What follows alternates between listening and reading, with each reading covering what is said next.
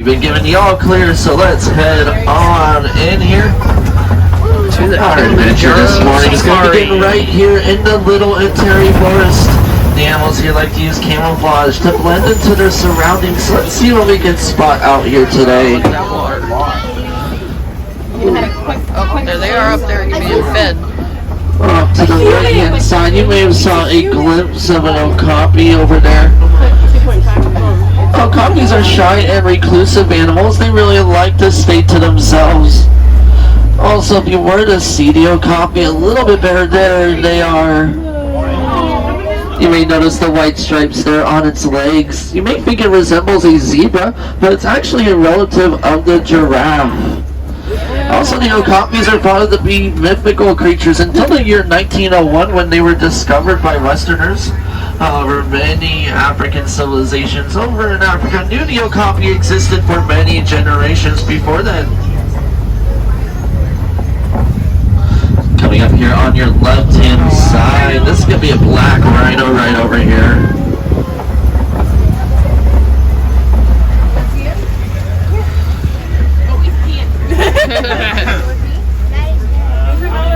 Unfortunately, there's only about 5,000 black rhinos left in the world today due to poaching for their horns. They can weigh approximately 3,000 pounds. And those horns of theirs have something called keratin inside of them. Us humans have keratin somewhere in our bodies. Does anyone know where? Nails. That'd be in our hair and fingernails.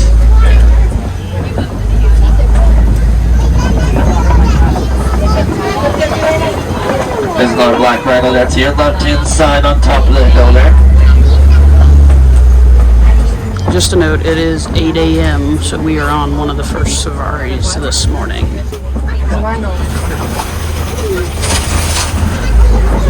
Looks like we're going to be coming up to the Safi River here shortly.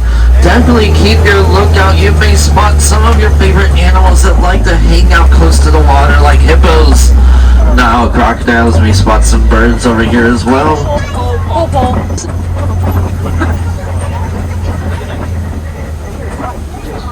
There is a hippo kind of underneath the water there to your right hand side. Let's see if we can catch a glimpse of some more right up ahead here. Now hippos are some of the largest creatures in the entire world. You'll see right there, they're underneath the water. Oh, looks like we have a bloat of hippos here off to the left hand side. Now hippos can remain submerged underwater for about 8 minutes at a time before coming up and taking a breath. Also, hippos, when they grow older, they can weigh up to 5,500 pounds. Wow. Due to their body weight, you actually may think that they eat a lot for their size, but they actually don't. Every single day, they'll only eat about 80 to 90 pounds of vegetation every single day. Also, hippos do not swim. They'll actually walk and run underneath the bottoms of the water.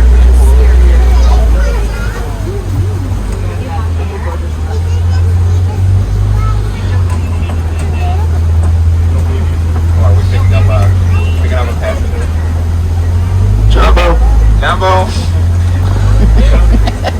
There's another hippo hanging out here to the left-hand side over there.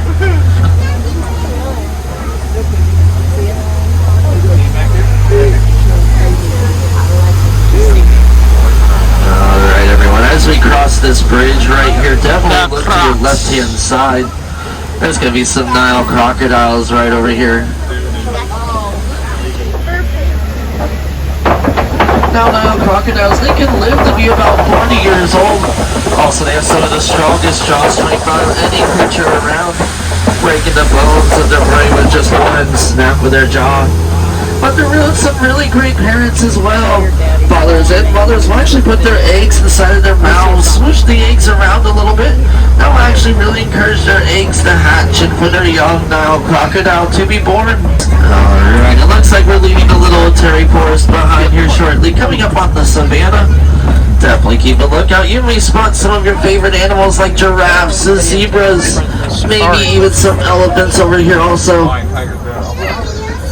Right over here to your right hand side, this tree right here is something called a baobab tree.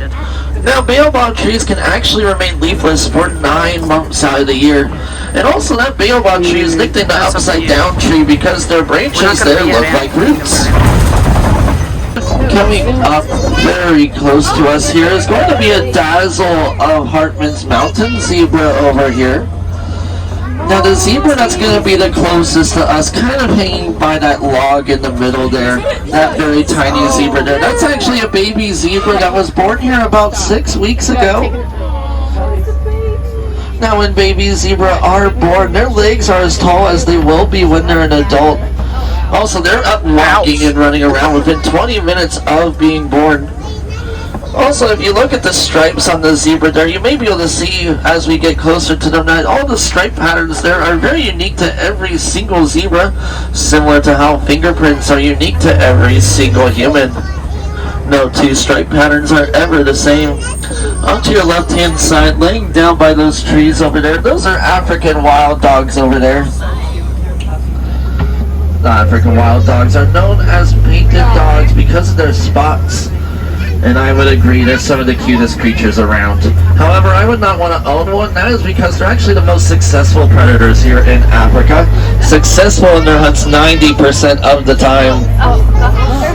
They will run in packs of 5 to 15, one at a time, after their prey until their prey is exhausted and they give up.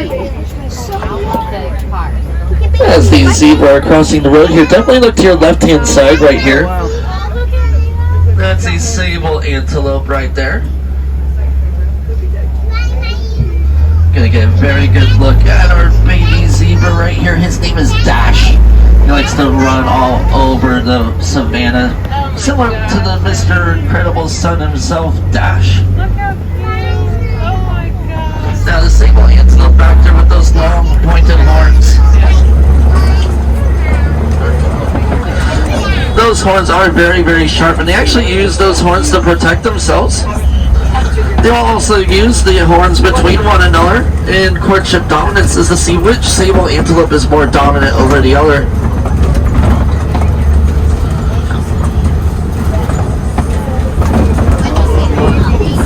Also, the sable antelopes are actually the emblem here of the Harambe Wildlife Reserve. Those long horns of theirs make it so that they will actually be one of the few animals that will go toe-to-toe with lions, as lions do tend to like to jump on their backs, so those horns definitely are used to really protect themselves. It's going to be another zebra coming up again here on the right-hand side. Oh yeah. They're her best friend. Also, you're going to see an animal laying down way off in the distance, kind of on that road, and some standing up straight off the distance as well.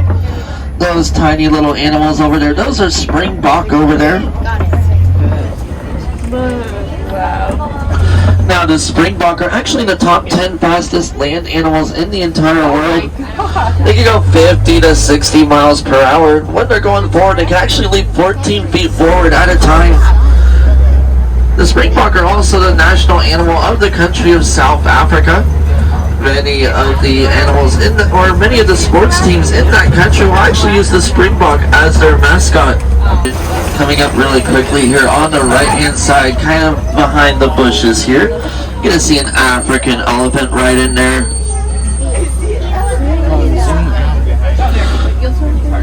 That elephant right there looks to be a little bit solo this morning, which may make us think it is a male elephant.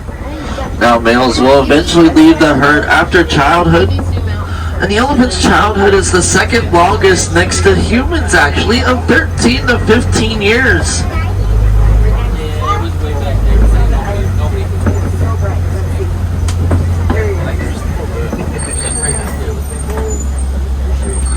Since we did spot an elephant right there, it looks like we may be entering elephant territory. Let's see if we can catch a glimpse of some more up ahead here. Now here at Disney's Animal Kingdom, we have actually partnered with various research projects here from time to time. One of those research projects is something called the Elephants and Bees Project. Now what that is elephants over in Africa got very well known to go into farmers' farmlands, ruin their crops as well as eat the crops. Now you may imagine this did not make the farmers over in Africa very, very happy. and it actually did affect the elephant population just a little bit. So researchers came over here to Disney's Animal Kingdom to find a solution to the problem. What they found out while listening to these elephants is that elephants are actually really afraid of bees. So this actually was the solution those researchers were looking for. They headed right back over to Africa and started putting beehives and fences around the farmers' farmlands. This actually really helped the elephants to stay away and preserve their population. Also made the farmers very, very happy because the elephants weren't coming in and they were able to maintain a stable income. Now that elephant that we did see a little bit further back earlier, if you were to look at the ears of the elephant, you may have noticed the ears are shaped like the continent of Africa. Also, if you were to see the ears flapping on the elephant, kind of around the ears there are some blood vessels. When those ears are flapping, that will kind of be triggered, which will help them cool down the elephant about 15 degrees if you were to see those ears flapping. Also, the trunks of the elephant are very, very strong. You often see them move large objects, help them eat with their trunks, but they'll also often throw dirt and mud onto their backs. The dirt and the mud will actually act as a sunblock for the elephants. Ooh, we're coming up to your left-hand side as a flamboyance of greater flamingos. You may notice some gray-skinned flamingos right over there. Those gray-skinned flamingos there, those are babies that were born here not too long ago. Also coming up on the right-hand side, you're going to get a much better view of the springbok that I was talking about a little bit earlier here.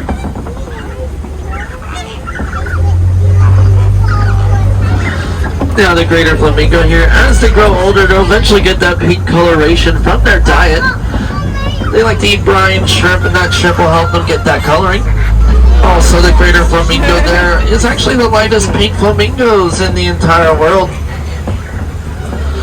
Flamingos will also usually never migrate. They'll spend their whole lives right there on that one single source of water. But there are two reasons why a flamingo will ever migrate. One, if the watering level there was to get really, really low, that they were not able to live. And also, two, if they were to run out of food. If those two things never happen, then those flamingos will stay right there for their whole entire lives. There is a mud pit here off to the left-hand side. I know, not too exciting, it's just a mud pit, but there are animals that like to hang out around the mud and roll around in the mud, so it's a great sign we may spot some more animals right up ahead here. Laying off to the left-hand side right over here, you're actually going to see a cheetah laying down right over there. Now cheetahs they're actually the fastest land mammals here in the entire world. They will run about 0 to 60 miles per hour in just 3 seconds. But they can also only run at that top speed for a few hundred yards before they have to slow down. Also hanging out, kind of hiding in those brushes right there. There's an antelope right in there. That antelope right there hiding behind the bushes there is a water buck. Well, you know a little bit more about that water buck here in a second. Now the cheetah back there, they'll actually do most of their hunting during the day. That's because they're not the strongest predators here in Africa. If they were to do most of their hunting at night, they could still catch their prey, but get beat out for their prey by stronger cats, such as lions, that are stronger than them. So it's much more beneficial for those cheetahs to hunt during the day for that reason. Gonna get a great view of this water buck here on the right hand side there. Now their name may make you guess what they really like. They really like water. Actually, once they're born, similar to the flamingos, they'll find one single source of water, spend their whole lives around that one single watering hole. On to the right hand side, we may get a better look at them as we come around, but there is a crash of white rhinos right over there.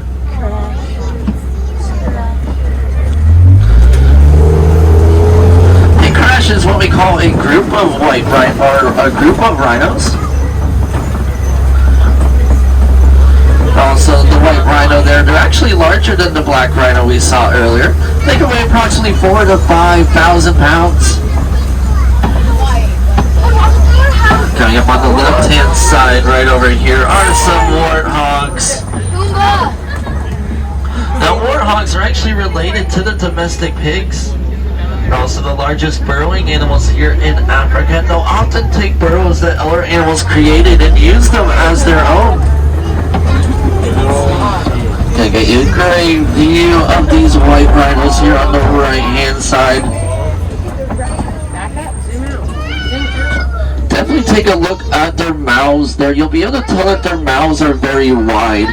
And that's actually how they get their name, from how wide those mouths are. You may notice that they're more a little gray in coloring. So how did they get the name white rhino? Well, the Afrikaans word for wide is vite with a V. And there are some people talking one day and they're like, what are those animals right there? Those are some vite rhinos. Well, the name actually got misinterpreted as the word white. And that is legitimately how the white rhino got its name, because it stuck from there as white rhino.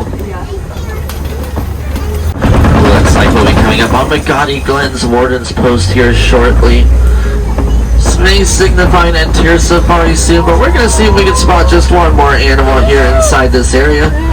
Looks like I already can. Coming up past this Jeep here on the left-hand side, these cute little creatures right here. These are Nigerian dwarf goats. To the safari. Now these goats are actually native to West Africa, but they can be found all over the world. The villagers here in Harambe will actually use these goats for their milk supply. One, the drink, help them cook as well as sell for their economy. Makes it so the villagers here in Harambe do not have to rely on many of the other animals you've already seen this morning for all of those reasons.